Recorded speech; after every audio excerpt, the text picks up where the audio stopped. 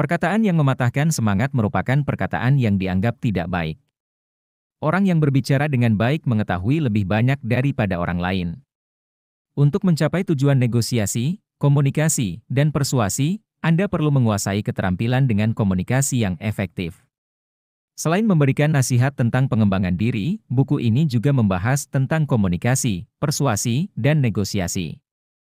Dilihat dari judulnya, buku ini pasti akan menarik banyak pembaca untuk memahami seni komunikasi.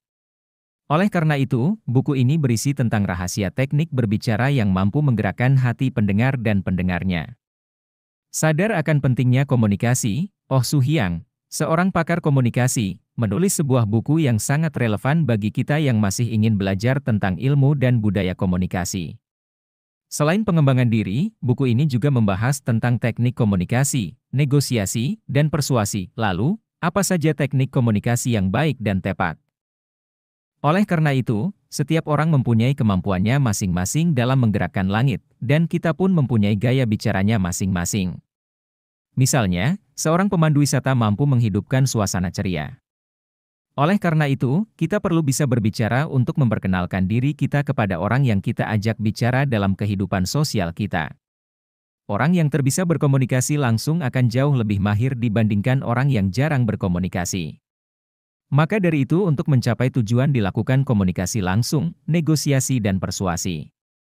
Pada dasarnya kita perlu mengetahui teknik komunikasi yang efektif dan efisien. Buku ini ditulis dengan tujuan untuk memberikan kemudahan bagi pembacanya. Kita bisa belajar dari orang-orang terkenal dan cerdas tentang rahasia teknik komunikasi. Jika kita membaca buku ini, kepercayaan diri kita akan meningkat pesat untuk berbicara dengan orang yang berbeda. Buku Berbicara Adalah Seni terdiri dari 5 bab.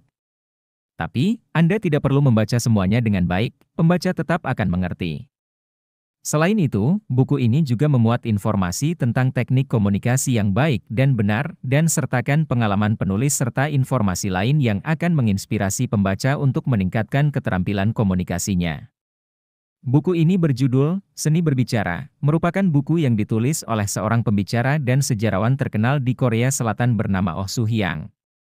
Oh Soo-hyang berkata dia dilahirkan di keluarga miskin, sebuah rumah di sebelah rel kereta api. Oh Soo-hyang merasa tidak ada yang menarik dan istimewa dari dirinya.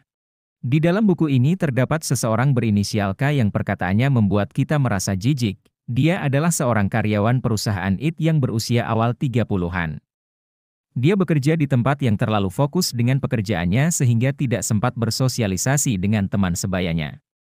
Dalam berkomunikasi kita harus memikirkan lawan bicara kita dan juga tidak membicarakan diri kita sendiri agar dapat memberikan kesan yang baik kepada lawan bicara kita.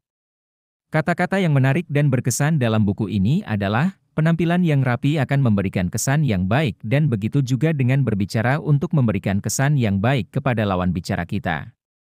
Nah, itu menggambarkan bahwa segala sesuatu yang kita miliki belum tentu akan memberikan kesan yang baik kepada orang lain. Lain halnya dengan berbicara, kita harus berhati-hati dalam berbicara karena perkataan dapat membuat kita terjatuh dan menyakiti hati orang lain.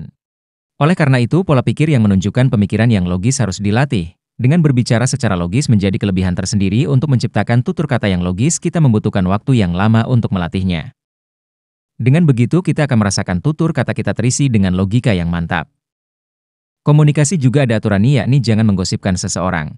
Jangan terlalu banyak bicara. Gunakan suara yang halus dan pelan, katakan sesuatu yang menenangkan hati, ucapkan sesuatu yang mudah dimengerti.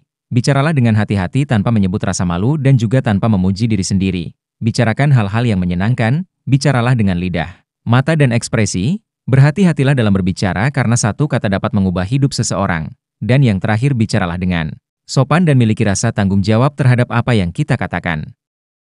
Masalah dalam presentasi adalah beberapa orang hanya menghafal dan hanya mengulang apa yang dihafalnya sehingga akan membosankan. Setelah mengingat, Anda harus menguasai materi dan menyampaikannya dengan cara yang sangat menarik.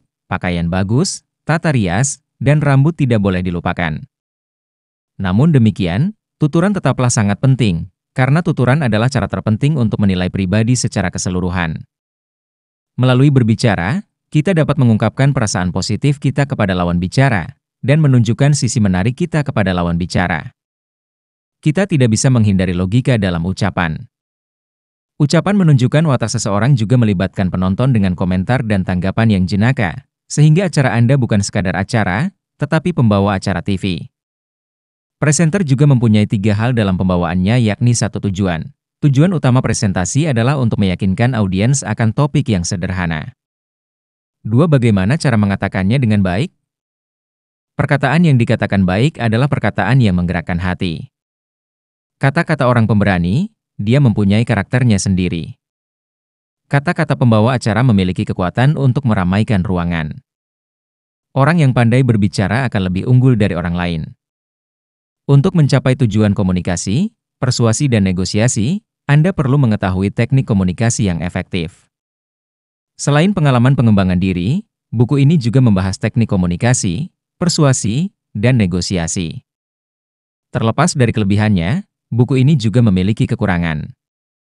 Pertama, karakter dalam buku ini sebagian besar berasal dari Korea Selatan, sehingga pembaca terutama dari Indonesia pasti masih asing terhadap si penulis itu sendiri. Kedua, buku ini menjelaskan lebih lanjut tentang teknik komunikasi dari sudut pandang pemasaran. Oleh karena itu, banyak bagian yang tidak sesuai dengan deskripsi lainnya.